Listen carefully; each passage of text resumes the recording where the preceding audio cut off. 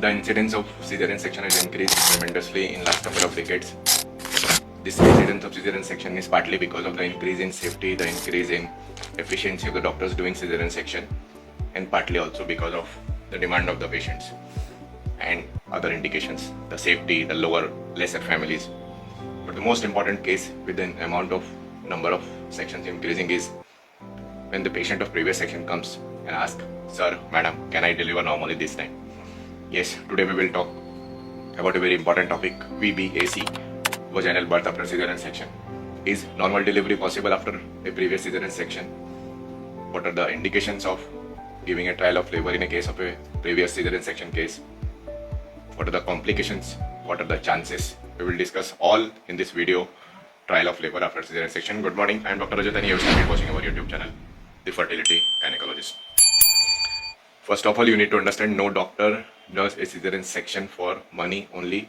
Money might be the criteria, but the first factor in mind of every doctor is the safety and of child and mother.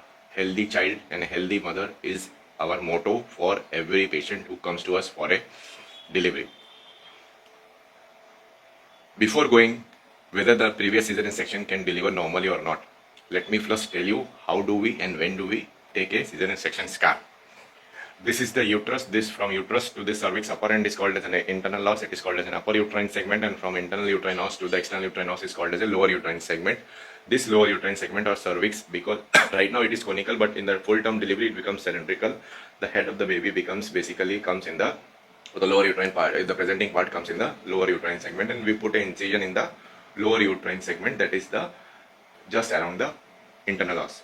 This internal os, which is right now about 2 mm, 2 cm, 3 cm, at the time of delivery it becomes about 12 to 15 cm. It becomes wide to accommodate the 10-12 cm of the head of the baby. When we do a cesarean section, we separate the UV fold of the peritoneum, we cut the uterine muscle and deliver the baby out.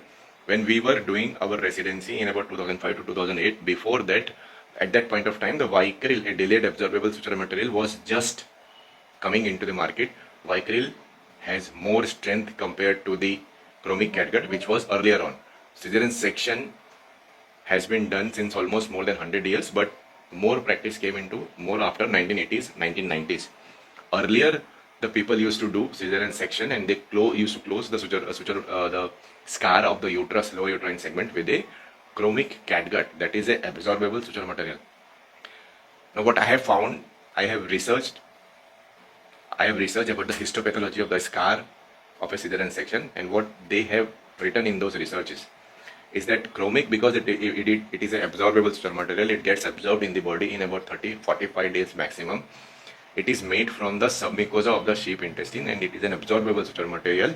It gets absorbed very fast. Now, the principle of wound healing is that the moment there is a more foreign material in the body, it causes more fibrosis in the healing. So when we are cutting the muscle and we are taking the suture with the chromic catgut, then the relative fibrosis compared to the Vicryl, because it is a delayed absorbable suture material, it is absorbed from 60 to 180 days. Because Vicryl stays in the uterus for long, it causes more fibrosis.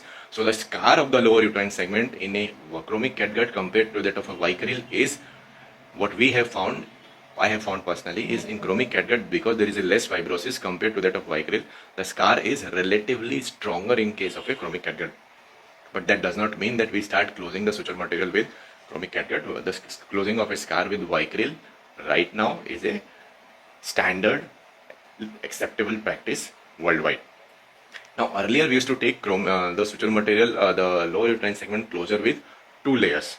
People think that taking with 2 layers would strengthen the scar, when actually that is not the case. Taking the suture material, the lower uterine segment closure in 2 layers means there would be more presence of a foreign body, that is a suture material, in the scar, that would cause more fibrosis. So it is always better to take scar in single layer only. When we were doing our residency, we were taught that you have to close the suture material in a continuous interlocking manner. Again, the recent researches have shown that when we take the suture, close the lower uterine segment, uterine muscle, in a continuous interlocking manner, there is more chances of necrosis between the stitches, and as a result, the scar which is formed becomes relatively weak compared to that of a continuous non-locking manner. And that is why in last 5 to 10 years we have started taking the suture material in continuous, the lower uterine segment in a continuous non-locking manner. Most of the gynecologists, if they are watching this podcast, would agree to me. Whenever we open a previous section case for a cesarean section at about 10 to 15 days of before 10 to 15 days of an expected date of menses, the scar is very thin. In some cases, the scalp of the baby and the liquor is clearly visible through a scar. There is a papery thin scar, and imagine that papery thin scar is there when there is no labor pain, and whenever there is a labor pain, that scar might get ruptured. So this was about the technical aspect of a previous cesarean section case. Now patient wants to know, most of the people want to know, is normal delivery possible in a case of a previous cesarean section or not? Now, like I said, whenever we take a uterine scar, that scar heals by fibrosis. That scar does not heal, the muscle does not become as it is normal, and that fibrosis becomes an area of a potential weakness. Imagine a balloon which is filled with air. When you see that balloon in the light, there are few areas which are very thinned out and few areas which are thick. If in those thinned out area you feel still more air, then that balloon may rupture from that thinned out area. Now you place that expanded uterus in place of that balloon. A non-pregnant uterus is almost of this size, but a pregnant full-term uterus is about 900 times bigger than this uterus. During the labor pain, whenever the contraction occurs, the main purpose of the contraction is to push the baby down, and during contraction the intrauterine pressure increases, and as a result of the intrauterine pressure the cervical dilatation occurs till about 4 cm. That is because of the hydrostatic pressure of the membranes. During that intrauterine contraction, the previous section scar is an area of potential weakness. If that scar is not proper, if that scar has not healed in a proper way, or if it has given way, then there are chances that that scar may rupture during the process of labor. And that is why we as obstetricians are very terrified of giving a trial of labor after a previous C-section case. Now people say, okay fine, the scar may rupture, but why do you not give a trial? Why you directly take the patient for cesarean section? Now there are certain criteria laid down for a trial of a case of previous section case. If the previous cesarean section was done for a non-recurrent indication. Non-recurrent indication means, first of all, let me tell you what is a recurrent indication.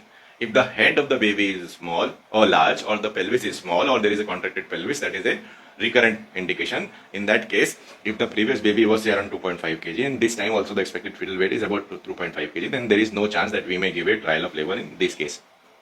If previous section was done for a breech presentation and this time it is a vertex presentation, then this is an example of a non-recurrent indication. We can give a trial in this case. If previous section was done for placenta previa, but there is no placenta previa this time, it is again an example of a non-recurrent indication. We can give a trial of labor in this case. If previous section was done for a meconium stained liquor or a fetal distress, this time there is no such apparent indication, then the chances are that we may give the trial of labor in this case. So if we can give trial in only those cases where there is a non-recurrent indication, but if again there is a breach, then we may not give the trial. But if there are comorbid factors associated with the previous section, say patient is a diabetic, then we do not give a trial. Patient is a hypertensive along with previous section, then again we do not give a trial. If there is a severe fetal growth restriction, again we do not give a trial. If there is a previous section along with placenta previa, we do not give a trial. So for a previous section case to be a candidate of a perfect trial, there are certain criteria. Patient should be on a normal height. The baby weight should be approximately the same or slightly less than the previous baby weight. The pelvis should be adequate. The labor pains should be spontaneous. We usually do not induce or augment the labor. We can augment, but we do not induce with misoprostol in this case. That does not mean that if the patient comes to us, if we have kept a patient for a previous section for a elective section, and that patient comes before elective section with a complaint of labor pain, if that patient is 5 to 6 centimeter cervical dilatation and ARM, the liquor is clear, then we can give a trial if we think that this patient may deliver within 4 to 5 hours and there is no harm in giving a trial. What we obstetricians are most fearful about is the potential scar rupture.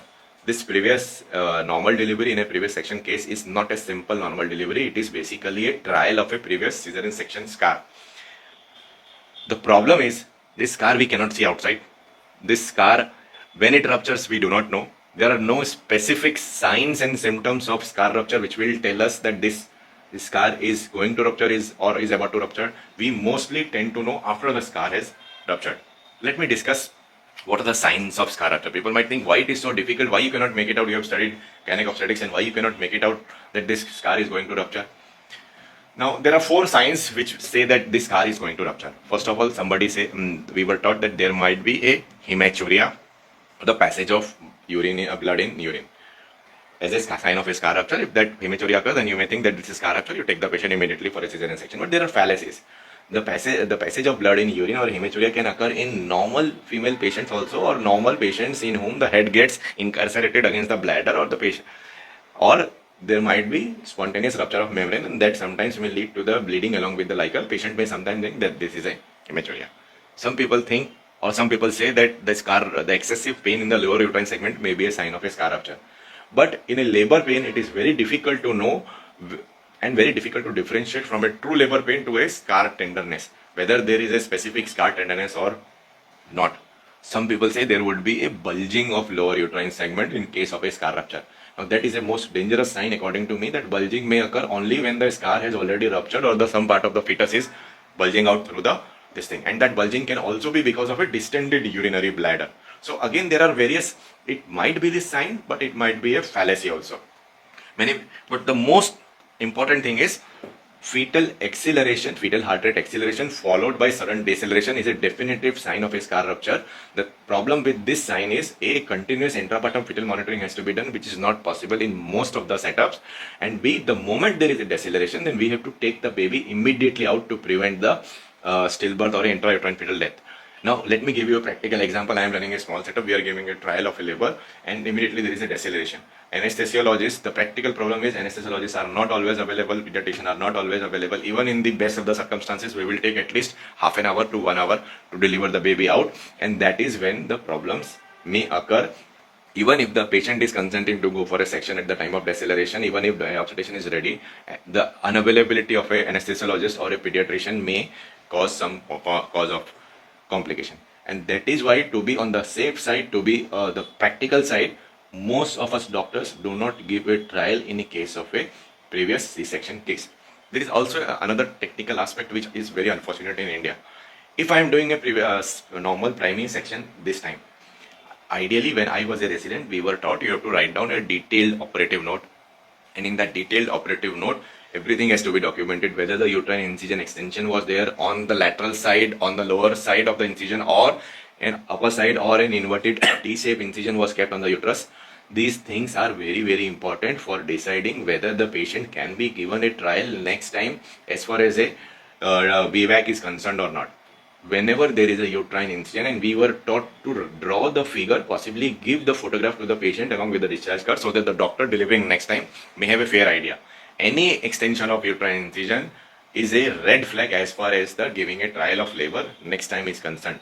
Vertical scar on uterus is always a strict no-no as far as giving a trial of labor is concerned. Even the recovery of a previous cesarean section patient, if the patient has wound discharge, skin gape, fever post-surgery, these all things indicate that the trial of labor A should not be given, and B, if it has to be given, it has to be a guarded trial of labor.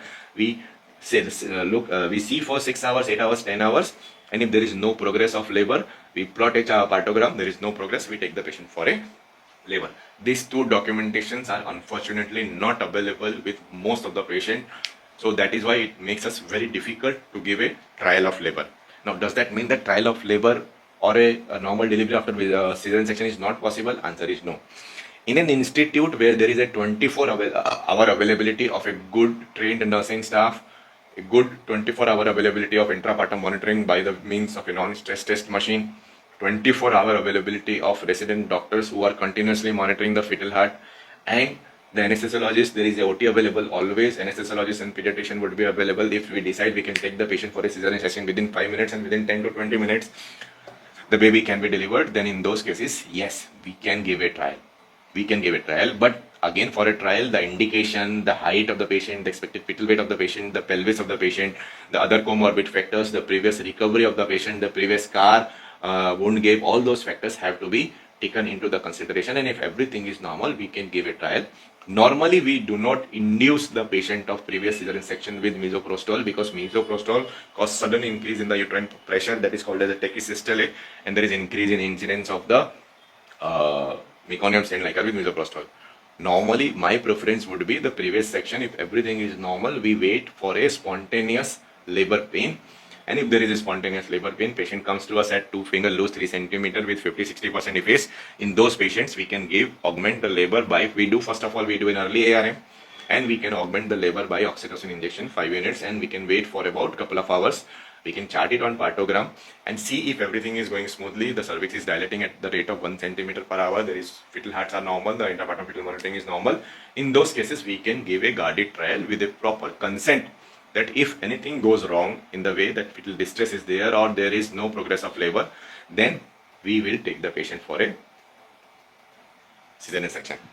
Now, there is another thing also, which is not many people think. Many people, in fact, almost everybody outside thinks that most of the obstetricians do cesarean section for money, when that is not the case. Many times, even after the cesarean section, the baby is delivered.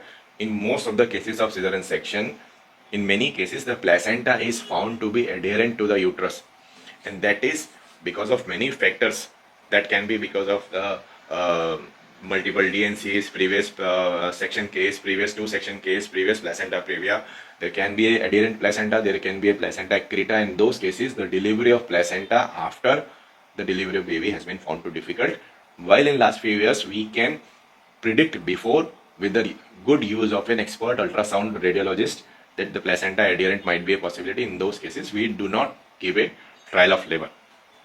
When we were residents, what we were taught after the delivery of placenta and after the delivery of the baby, we used to put a index finger inside and try and hook on the lower uterine segment scar just to know or to find whether the scar has ruptured or not.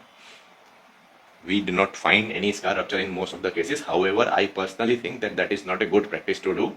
You just do not put your finger inside the scar, because a subclinical rupture may turn out to be a full-blown rupture later on. And what we do is, immediately after the delivery of the baby, the delivery of the placenta, we just put a Foley's catheter inside just to see whether there is any blood-stained urine or not. If there is a blood-stained urine, we can go for a cystoscopy to find out whether there is a bladder injury or not. If there is no blood-stained urine and cystoscopy is normal, then there is nothing to worry. The bladder is not injured. We can leave that patient as such.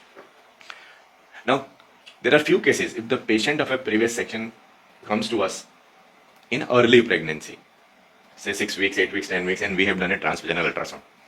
In that 6 to 8 weeks period, there is something called as a cervical isthmocele.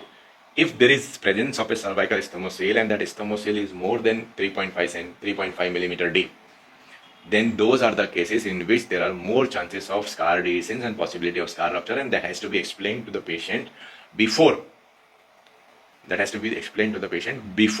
The delivery, that because of this there is increased chances of scar rupture and we may not go for a normal delivery. Now, whenever we are doing a cesarean section, what I have found in most of the cases is the muscle of if I have done a previous primary patient cesarean section at full dilatation, 7, 8, 9 centimeter dilatation, then the lower uterine segment is thinned out. Especially the lower edge of the lower uterine segment is thinned out and the upper edge is relatively thick.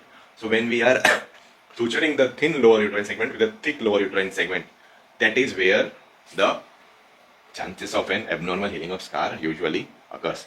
And in those cases, if there is a documentation that the patient has been taken for a cesarean section at full dilatation of labor, then we may assume that the scar may not be very, very good, and those are the patients that we need to give for a guarded trial of labor. If a primary section has been done for a preterm labor, say 30 weeks, 31 weeks, in which there is a thick lower uterine segment, non-formed lower uterine segment, even in those cases, we need to give a guarded trial of labor. So this was my short take on a vaginal birth after cesarean section, or can normal delivery happen after a cesarean section. In government institutes, in multi-specialty institutes with multi-facilities available, multi-specialty doctors available, they do give a trial of labor, but the chances of success after normal delivery after a previous cesarean section case, the books document it to be 90%, but in clinical practice, it is only about 50% cases. Even in those cases who come with a spontaneous labor pain, only in those cases the chances increase we do not induce the labor pain in a case of a previous cesarean section. Either it is a IUFD case or it is a postpartum. We can augment, but we do not induce with misoprostol as we do it in a primary or a non-scarred uterus case. It's a very small request. Please like the video, please share the video, and please subscribe to our channel. Namaskar. Bye.